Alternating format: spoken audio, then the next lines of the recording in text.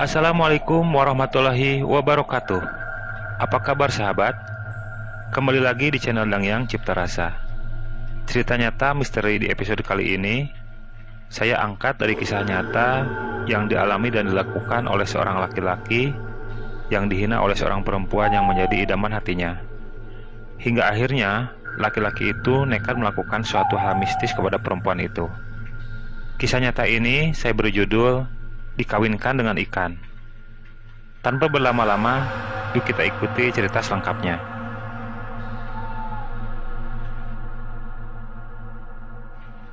Kejadian ini berlangsung 15 tahun yang lalu. Pagi itu, Misran seperti biasa berangkat ke pasar untuk membuka warung kelontongan milik pamannya. Misran yang waktu itu berusia 30 tahun, seorang bujangan yang untuk ukuran di kampung, Misran sudah termasuk bujangan tua. Karena teman-teman seangkatannya sudah pada menikah semua dan mempunyai anak. Bapak dan ibunya ingin segera Misran menikah. Karena itu, Misran seringkali ditanya hal itu oleh kedua orang tuanya. Sebenarnya, Misran bukan tidak mau untuk segera menikah, tapi dia rasa sampai saat ini belum ada perempuan yang mau dan juga cocok dengannya. Sampai pada suatu hari, Misran melihat ada seorang perempuan yang bekerja di salah satu kios pasar tempat dia bekerja. Misran sering lewat di kios tempat perempuan itu bekerja. Karena penasaran, akhirnya Misran bertanya kepada tukang parkir di depan kios perempuan itu bekerja. "Wan, itu perempuan yang di kios buah-buahan siapa ya? Orang baru?" Tanya Misran kepada Wawan, tukang parkir di pasar tersebut.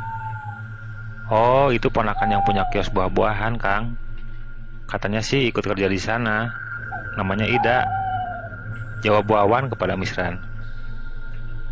Semenjak saat itu, Misran seringkali pura-pura lewat depan kios tersebut hanya untuk melihat Ida, perempuan yang mulai dia sukai.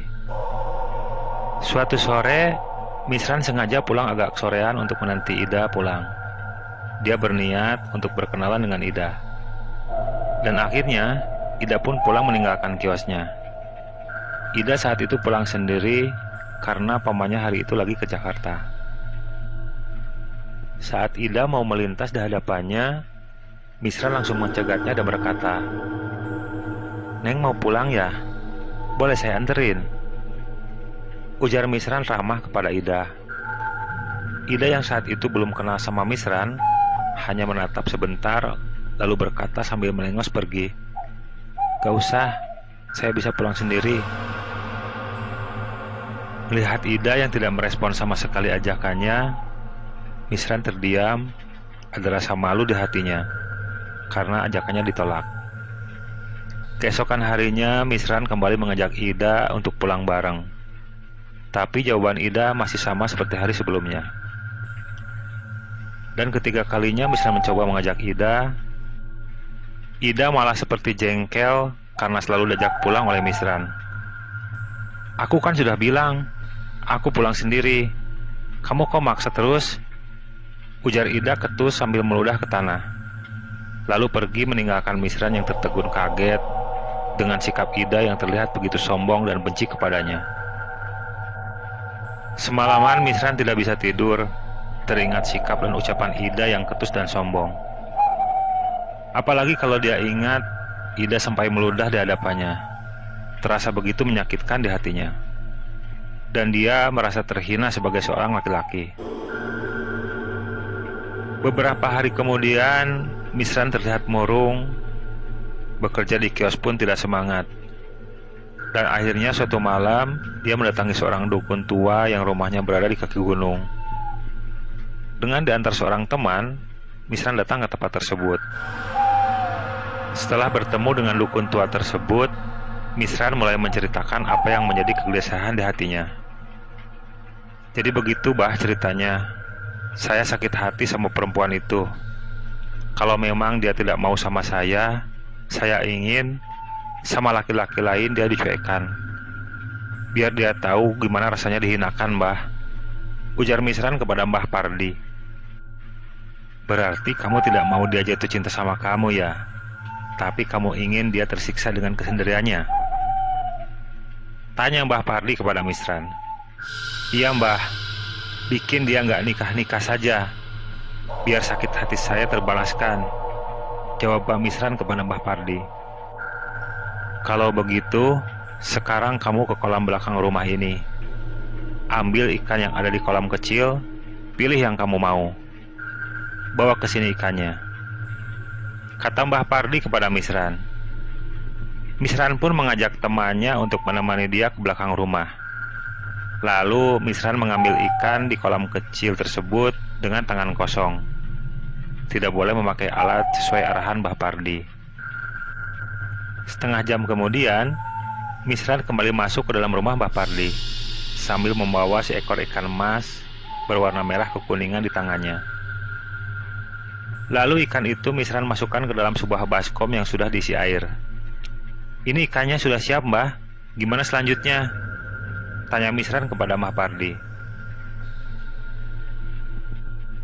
Simpan di atas baskom ya anak Misran, Mbah mau ritualkan, ujar Mbah Pardi kepada Misran.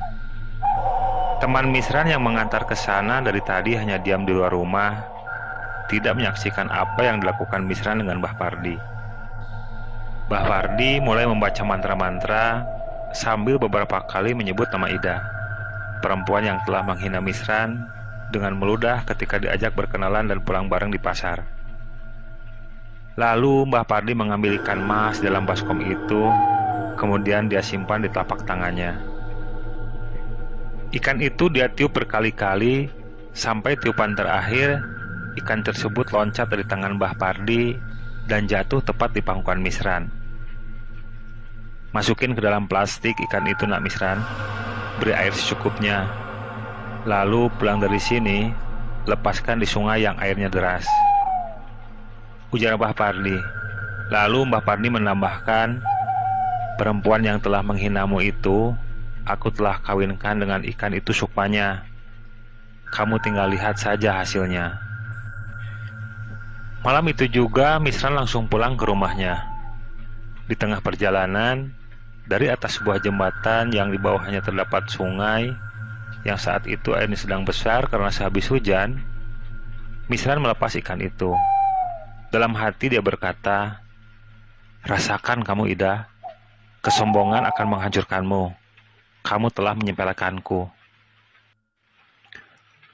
Misran dan temannya pulang ke rumah masing-masing. Hari-hari selanjutnya, Misran bekerja seperti biasa. Dia menganggap tidak terjadi apa-apa. Hari berganti, bulan berlalu. 1 tahun kemudian, Misran menikah dengan seorang perempuan yang dikenalkan oleh temannya.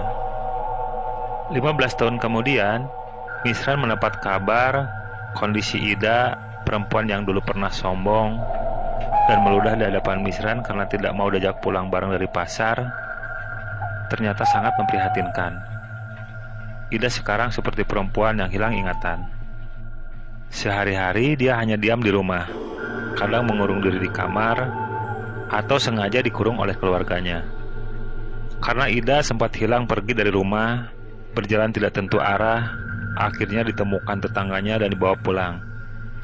Ida tidak sadar dengan apa yang dilakukannya. Setahun setelah Ida meludahi Misran, Ida tidak lagi bekerja di kios buah milik pamannya, karena dia dilamar oleh seorang laki-laki. Tapi, sebulan sebelum acara pernikahan dilangsungkan, pihak mempelai laki-laki membatalkan pernikahan tersebut. Ida yang mempunyai paras cantik tidak susah untuk mencari calon suami. Banyak laki-laki yang suka kepadanya. Namun, lagi-lagi setelah keduanya serius mau menikah, rencana pernikahan selalu gagal. Sampai akhirnya Ida pun sering sakit-sakitan. Mungkin karena sering kandasnya rencana pernikahan, Ida jadi banyak pikiran. Orang tua Ida mendatangi beberapa paranormal dan peruqyah. Mereka berusaha mengobati atau menetralisir apa yang sebenarnya terjadi atau yang menjadi halangan di setiap rencana pernikahan Ida. Tapi mereka semua tidak bisa berbuat apa-apa. Ida menjadi pendiam, sering murung di kamar. Dan kini, Ida seperti perempuan yang sudah hilang akal sehatnya. Sering berbicara sendiri dan tertawa ataupun kadang menangis tidak jelas apa yang ditangisinya. Misran mendengar kabar itu semua dari pamannya. Paman Ida tidak mengetahui kalau Misran sempat menyukai Ida, namun ditolak mentah-mentah meski belum mengucapkan apa-apa. Misran sempat merinding mendengar cerita dari pamannya Ida. Dia teringat 15 tahun yang lalu saat dia mendatangi Mbah Pardi, sang dukun tua di kaki gunung. Terngiang ucapan Mbah Pardi, "Perempuan itu yang telah menghinamu, aku telah kawinkan sukmanya dengan ikan." Kini Misran sadar, akibat dari perbuatannya itu, kebahagiaan seorang perempuan telah dihancurkan.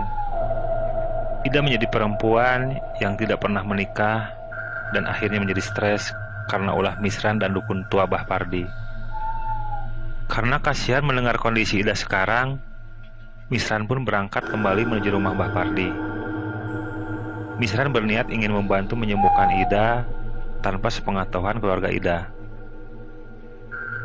Tapi saat Misran sampai ke rumah Mbah Pardi, Misran hanya bertemu dengan istri dan anak Mbah Pardi saja.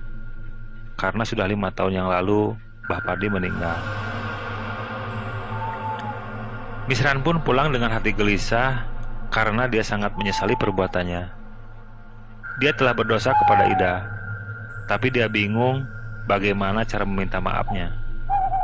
Jangankan untuk mengenali Misran, kepada orang tuanya sendiri dan keluarga, Ida sudah tidak ingat lagi. Wallahu a'lam.